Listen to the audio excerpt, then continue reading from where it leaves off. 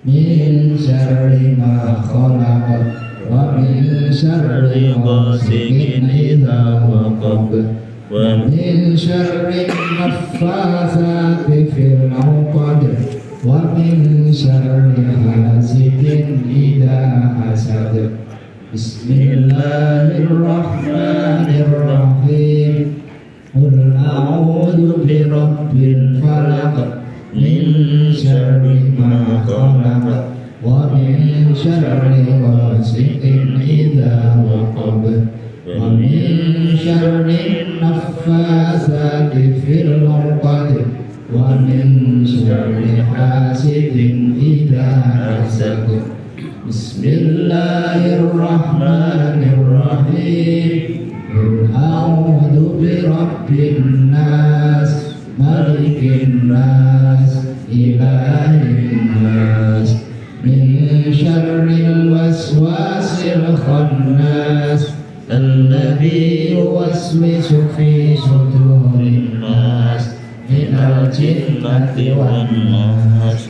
Bismillahirrahmanirrahim. Qul a'udzu birabbin nas malikin nas ilahin nas min syarril waswasil khannas alladzi yuwaswisu fi sudurin nas minal jinnati wan nas.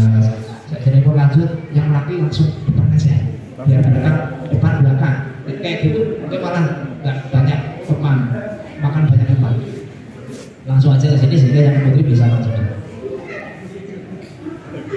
barat aja, langsung barat aja, langsung ke barat.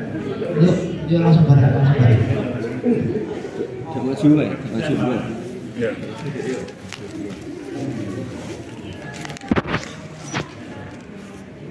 Apa tuh gak apa-apa, adem diangkat. Ya, apa kayak kursi Pak? Di video lah, bagus. Siap, boleh. Ya, kita lanjut ayat kursi. Itu kita pegang ya. A'udzu billahi minasy syaithanir rajim. Allahu la ilaha illa huwal hayyul qayyum. La ta'khudhuhu sinatun wa la nawm. Lahu ma fis samawati wa ma fil ardh. Man dzalladzi yashfa'u 'indahu illa bi'idhnihi ya'lamu ma baina aydihim wa ma khalfahum wa la yuhituna bi syai'in min 'ilmihi illa bima syaa.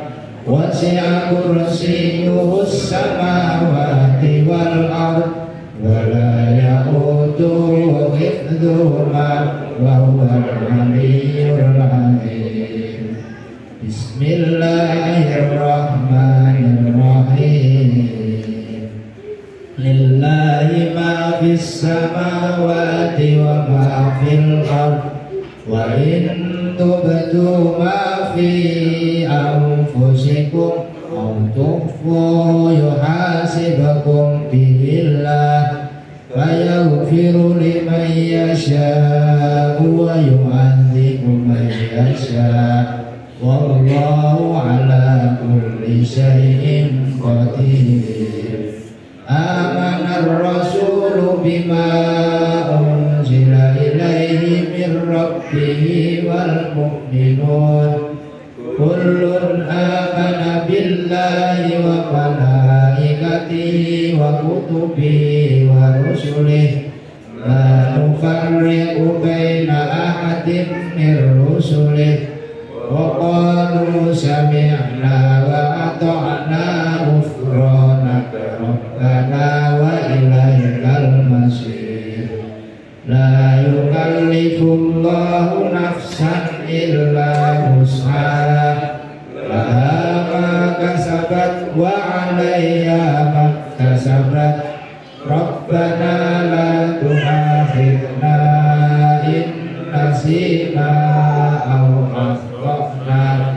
Rabbana wa la tahmil 'alaina isran kama hamaltahu 'alal ladzina min qablina Rabbana wala tuhammilna ma la taqata lana bih wa'fu 'anna waghfir lana warhamna anta maulana fansurna 'alal qaumil kafirin.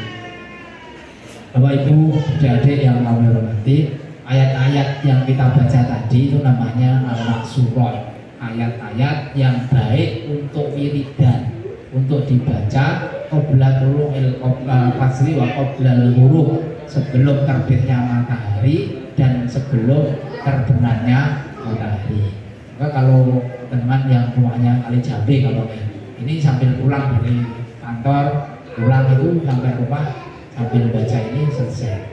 Loh, untuk apa toh? Jadi gini Bapak Ibu, sering kita kan mengerti rezeki itu kan duit, terus paling rezeki itu ya sehat, rezeki itu jabatan ya. Tapi menurut konsep Allah, rezeki itu bukan hanya itu. Apa? Rezeki itu potensi kita tabrak truk, potensi kita kena tsunami, potensi kita bangkrut, potensi kita kayak gitu. Karena memang potensi celaka, potensi dari azab Allah itu banyak sekali. Ya, makanya di sini Allah Subhanahu wa taala mengulang-ulang dalam surat Al-Isra. Umpamanya gini. Apa amintum ayakhsabikum janibal barri aw yursil alaikum hasiban tsumma la tajidu lakum wakila. Apakah kamu merasa aman ketika kamu nanti suatu saat akan ditenggelamkan oleh Allah Subhanahu wa taala? Mungkin kita nggak pernah berpikir, juga mungkin saya ini di kolong itu baik-baik saja, nggak mungkin kebanjiran, tidak mungkin bengawan sampai di sini, nggak mungkin laut sampai sini, nggak mungkin. Itu kan logika kita. Maka seperti kita mukal, nggak mungkin lah kita tenggelam. Kalau Anda tahu bahwa 250.000 orang Aceh yang tenggelam itu tidak di laut ya. Mereka itu di darat, tapi ditenggelamkan oleh Allah dengan tsunami. Artinya apa?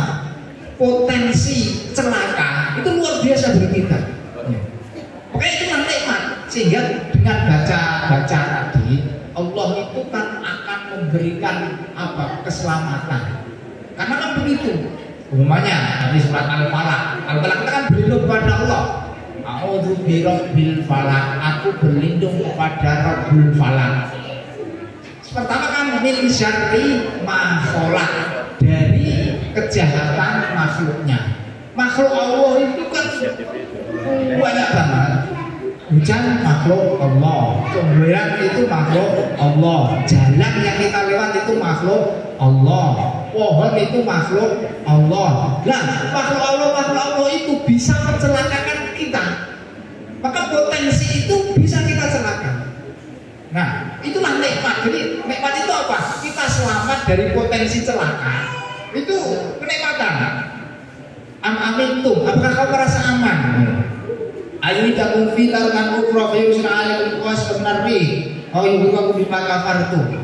Apakah kamu merasa aman? Kalau seandainya tiba-tiba ada angin puting beliung yang luas, kemudian murak-murandakan pohon-pohon, kamu lagi lewat terus tertimbun pohon, kamu merasa aman? Berkali-kali gitu. Jadi nikmat itu apa? Nikmat itu adalah potensi kita celaka. Kita selamat dari potensi celaka itu juga nikmat. Jadi nikmat itu orang berduit dong. Potensi kita masuk amin. Ya, hujan-hujan kayak gini potensinya berat masuk amin. Tapi kita sehat walafiat itu luar biasa. Benar ini, karena potensi celaka itu di sekitar kita. Saya tadi wis rating. Arep belok pakai di masjid sebelah. Itu yo kayak buatan dapat dari belakang. Ya alhamdulillah jadi selamat kayak gitu. Amin. Ya Allah. Ayo coba, dia tabrak beras aja urusan. Gak situ tuh kayak gitu. Kantor polisi ya. Ada potensi celaka itu nikmat ketika kita selamat. Jadi ini nih, pemahaman terbalik dari nikmat. Selama ini nikmat itu bagi kita ada duit, awak sehat, istri manut, anak-anak patuh, tonggo-tonggo ya apian, terus konco-konco ya apian. Itu kan iya yang bisa dinikmati hari itu seperti itu. Tetapi bahwa nikmat itu termasuk potensi kita selamat dari potensi kecelakaan, kita selamat dari potensi bahaya yang itu sangat-sangat memungkinkan. Enggak, langsung sini aja, langsung sini. Nah, yang ini sopnya itu laki perempuan, banyak salah. Nah, orang samping-samping ya. Oh, sini aja nggak apa-apa.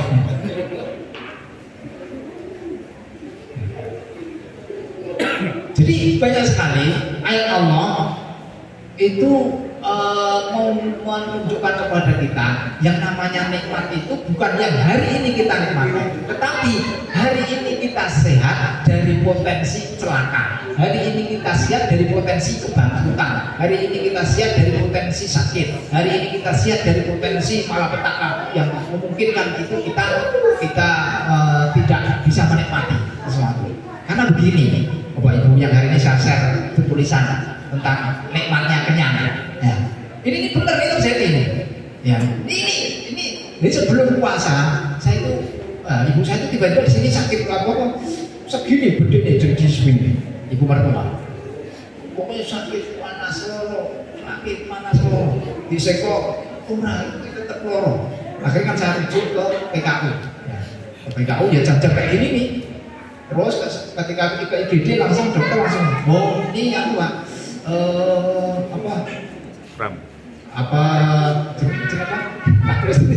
Ya hernia harus operasi. Oke, ini operasi. Akhirnya dioperasi langsung ditangani operasi. Tapi ketika di bedah perutnya ternyata banyak ususnya sih bermasalah, harus dipotong. Saya nunggu istri saya dipotong ususnya segini nih, sekangkok. Itu oke. Sama dokter itu tarik sama istrinya, ini mau dibawa pulang atau biar sini? Ya biar situ aja dong, sebabnya. Ya benar, tiga kenangan kulkas. Enggak, di situ aja. Tapi yang menarik setelah itu, ibu saya itu 3 hari 3 malam tidak boleh kemasukan apapun lewat mulut. Sego sak upo wae tidak boleh, air setetes pun tidak boleh. Padahal kan manusia perlu makan. Betapa ini ya. Ya terus pripun iki? Pokoknya kalau dokter kok ada caranya. Ternyata caranya itu ada nutrisi tertentu yang itu disuntikkan lewat infus. Itulah gantinya makan. Karena makan itu kan apa toh? Makan itu kan kita butuh karbohidrat, kita butuh vitamin, kita butuh mineral, kita butuh lemak, kita butuh air. Kan itu. Lah nutrisi itu mengandung itu semua tanpa sampah. Sehingga langsung suntik terus neng infus langsung ke pembuluh darah, langsung bisa manusia bisa kebutuhan nutrisinya terpenuhi. Tetapi yang jadi masalah ini satu suwi itu atas saya gitu. Itu atas saya dan itu nggak boleh pakai BPJS, harus cash. Kan masalah. Lagi itu saya sedih betul. Ya orang kita muncul, orang kita muncul. Dan tolong dino ya kita muncul. Itu artinya apa? Betapa urusan sepele makan itu nikmat yang luar biasa. Kenapa? Karena memang makan itu kebutuhan dasar manusia. Sehingga Allah memperkenalkan diri. Siapa saya tahu? Siapa Allah? Sepele. Alladzi at'amahum min ju' wa amanahum min khauf. Siapa Allah? Allah adalah yang memberi kamu makan dan kamu bisa kenyang. Kamu bisa kenyang dengan makan itu. Karena apa? Ya karena model ibu saya tadi itu nggak bisa kenyang. Kan lambungnya kosong. Lambung kosong. Kalau beliau mertua anak bucu saya, istri saya. Loh, saya kasih tahu. Ini keluar banget. Betul parah itu. Betul parah. Kan ini kan harus ada lewat air. Itu tidak boleh. Pak secara medis tetap sehat. Ya tapi kan sini gak ada kering. Nah, artinya apa? Luar biasa. Nikmatnya bisa makan dan bisa kenyang. Karena ada 3 golongan tadi, ada 3 jenis. Jadi manusia itu tadi, ibu saya itu bisa makan, bisa, sehat kok. Masalah di sini, saya bisa makan dan bisa, tapi tidak boleh makan. Yang dimakan ada, tapi ada orang boleh makan, tapi tidak bisa makan. Kakak saya begitu ini, sekarang di PKL juga, yang kemarin diantar ke ambulans ini, karena nggak bisa antar, nggak bisa duduk, harus pakai ambulan, harus pakai kursi. Diantar, nggak bisa sama saya, kamu aja, yes, kan pakai nomor ambulans ini diantar pakai ambulan. Nah, artinya apa? Dia boleh makan, tapi nggak bisa makan. Artinya ya harus supply dari model itu. Jadi betapa bisa makan itu bisa kenyang luar biasa nikmatnya. Makanya puasa itu salah satu hikmah yang bisa kita petik adalah kita ini terasa lapar. Dan lapar itu nikmat. Kenapa kalau lapar nikmat? Bisa ibaratkan jangan punya HP, orang indikator baterai ini isih piro. Ngerti entek. Wah itu kan jadi kocur. Atau jangan beli mobil, tidak ada indikator, ini bensinnya jek piro. Ngerti macet meter halas bensinnya entek. Kan gitu. Ya kita lapar itu, menurut medis tak tulis ini tadi saya googling, oh ya bagaimana rasa lapar itu terjadi? Ternyata ya tidak sederhana. Itu rumit juga disinau kalau orang-orang kesehatan. Jadi ada enzim-enzim tertentu karena itu tidak ada nutrisi, terus dia tuh lapor kepada otak. Aku melek ini perlu nutrisi. Lapor kepada otak ngomong langsung koordinasi kepada saraf mulut dan lain sebagainya. Akhirnya kita makan. Jadi itu ada sinyal bahwa kita ini lapar. Coba kalau tidak ada rasa lapar, ngerti mati. Nah iya, ngerti mati. Seperti tadi mobil orang indikator bensinnya, baik motor saya, motor siang, wis tak dalake bolak-balik ini indikator bensin ora tau bener. Dadi bolak-balik iki anggere ngerti sekolah mogone balik bensin.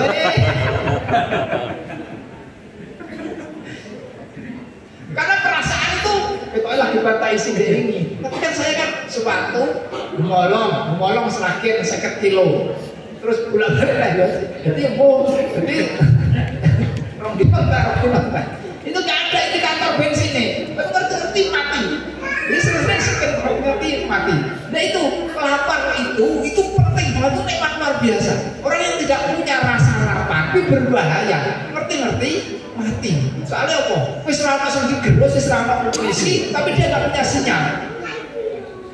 Ya, nggak punya sinyal. Dan itu berbahaya. Maka lapar itu nikmat yang luar biasa. Kita ini kan pernah toh? Alah, meleh kok nikmati ya apa?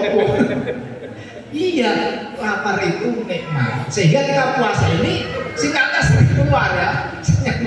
Dan ini akhirnya apa? Nanti ketika kita makan ada sinyal. Kenyang itu juga ada sinyal. Jadi ini ada enzim tertentu yang singkatannya CKA. Singkatan apa ini di tulisan nanti? Sudah saya di grup BMT. Itu enzim itu lapor kepada otak. Oh sudah full. Jangan dikasih lagi. Mulai nekat terus dimakan terus. Nah itu akhirnya kan muntah. Karena apa? Itu ibarat kalau kenyang kok nggak ada sinyalnya, jenengan ngisi bensin di pom bensin, ini orang enak ngerti ini berapa indikatornya, baru meluber kemana-mana.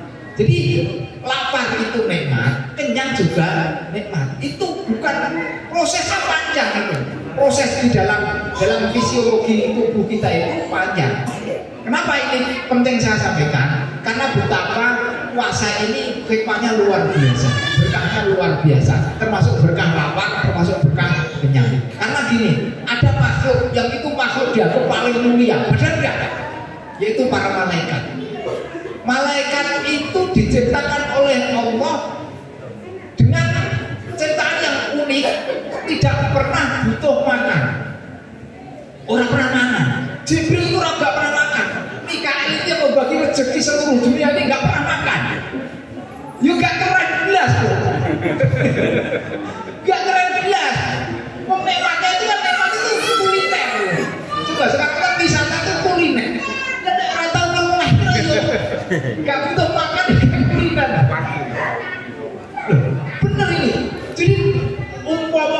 doroso, umpama oleh doroso. Malaikat iki iri karo awake dhewe.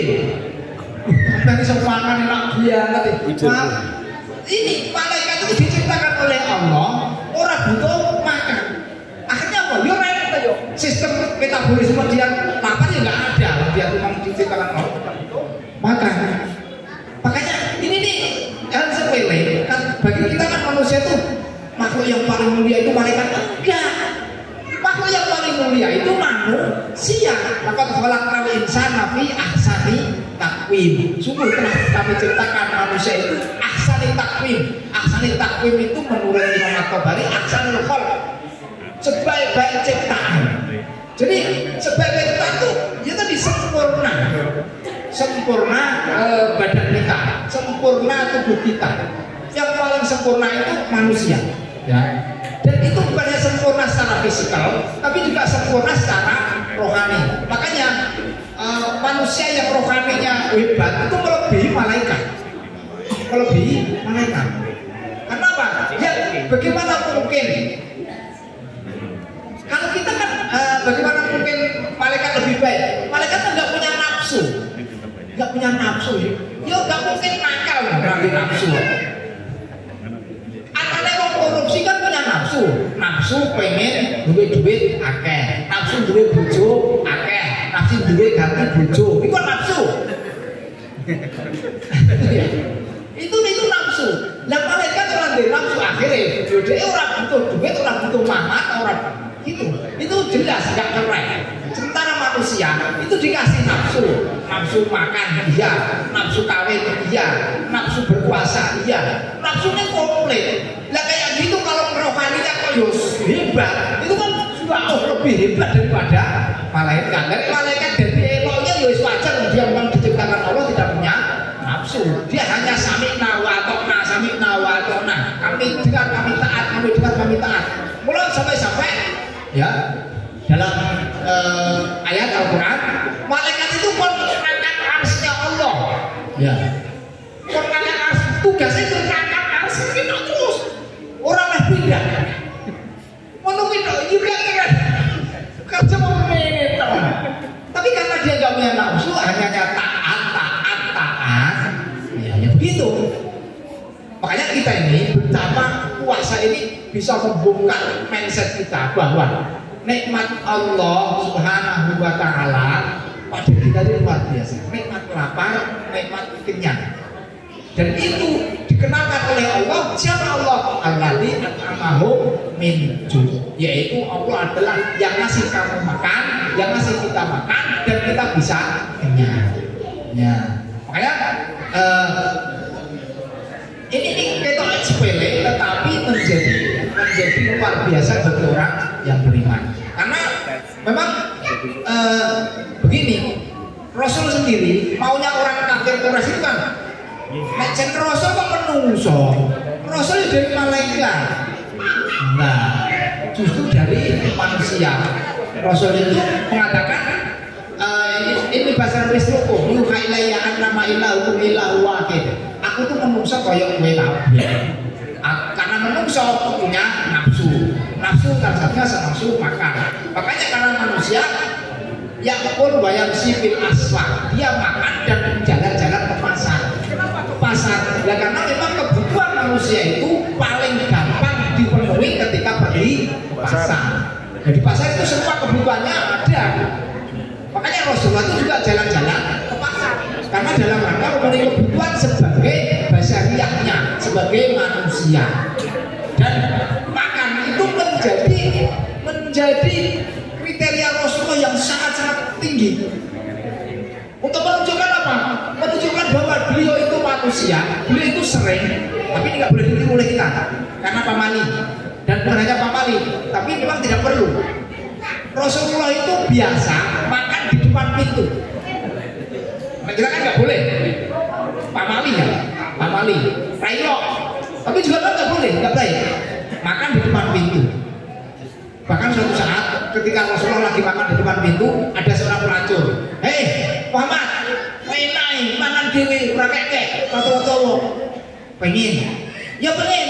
Tapi pelacur ngomongnya pelacur juga. Kamu pengen? Ini tak kasih. Lah nek kajane pengen. Nah, aku pengen sing wis mbok pamahmi lho. Dikeluarkan itu. Nah, diparingi kepada pelacur itu. Tapi karena betapa Rasulullah itu sayang kepada makhluk, kepada hamba, kepada manusia, maka itu pelacur akhirnya mendapatkan apa? Mendapatkan hidayah.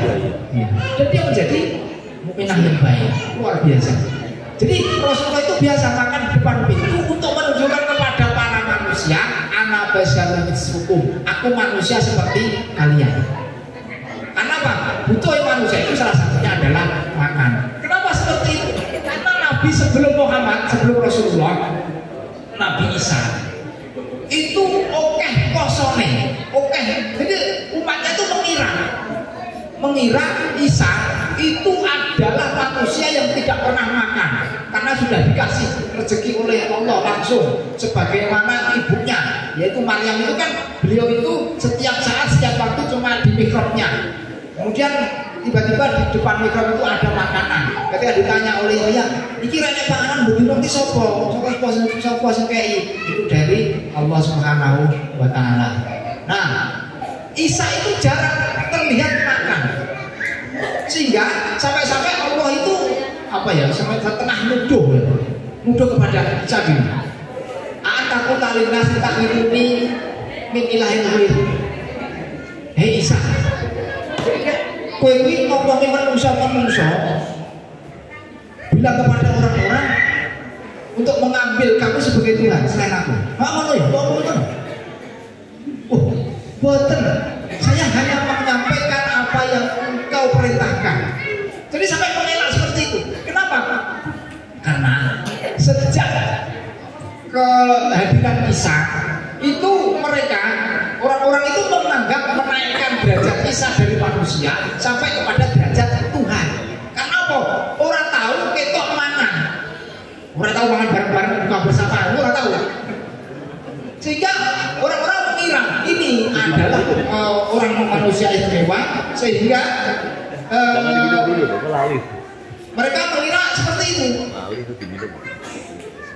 Maka kemudian Rasulullah Shallallahu Alaihi Wasallam itu memberikan kepada Nabi Isa, Nabi Muhammad itu salah satu cirinya adalah beliau itu makan. Oleh karenanya betapa urusan makan itu menjadikan kita ini menjadi sangat-sangat mulia, dan orang itu mulia karena makan. Ada juga banyak orang mulia, orang itu menjadi apa, tidak mulia, asor lah ya, itu karena urusan makan. Disinilah betapa Bapak Ibu yang menghormati kita dalam rangka puasa ini, ya, nikmat yang mungkin seringkali tidak kita pikirkan adalah nikmat bahwa kita ini bisa makan, kita ini bisa kenyang, masih boleh makan, masih bisa makan, dan masih banyak yang bisa dimakan. Jadi sekarang saya tidak ada gemolong ini, wong sing bener-bener miskin orang masih dimakan, saya nggak ada. Kenapa? Karena kalau itu terdeteksi, ya, itu malah mendapatkan macam-macam. Dia dapat PKH, dia dapat beras miskin, dia dapat kartu-kartu macam-macam yang itu dari pemerintah. Artinya tidak mungkin ada manusia yang itu benar-benar kelaparan, tidak ada. Nah, persoalan dia kemudian itu beras jatah, beras miskin tertidur, nah ini urusan beda. Ya itu urusan beda, tapi bahwa tidak ada orang yang tidak ada yang dimakan, tidak ada sekarang. Semuanya bisa makan. Cuma itu di neko-neko, makannya di mana, itu sih repot. Jadi kalau udah, berarti makan di mana, itu repot lagi. Maka sambil kita menunggu buka ini, betapa kita mengkaca diri kita masing-masing tentang nikmat Allah yang diberikan kepada kita.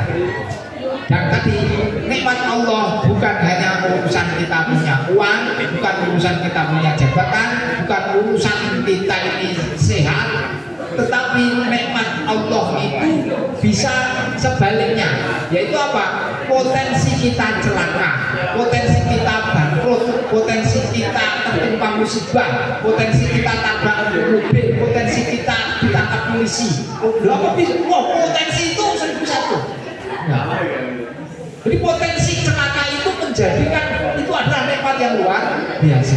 Karena memang Allah menyentilnya begitu. Apa amin tuh? Apa kau terasa aman? Terasa aman. Dari apa? Ya dari ditimpa musibah, dari banjir air, dari itu. Orang merasa aman. Nah, jadi kita tidak merasa aman, tapi apa? Bahwa kita ini aman, merasa aman ketika kita serahkan kepada Allah Subhanahu wa Ta'ala. Ya Allah, saya aman, saya minta aman kepada jenengan. Sehingga Allah mengamankan kita dan Allah mengutus kita setiap diri kita 2 malaikat, 1 di depan, 1 di belakang. Untuk apa toh? Untuk menjaga kita dari celaka itu. Karena kalau tidak, habis kita. Benar, ini habis kita.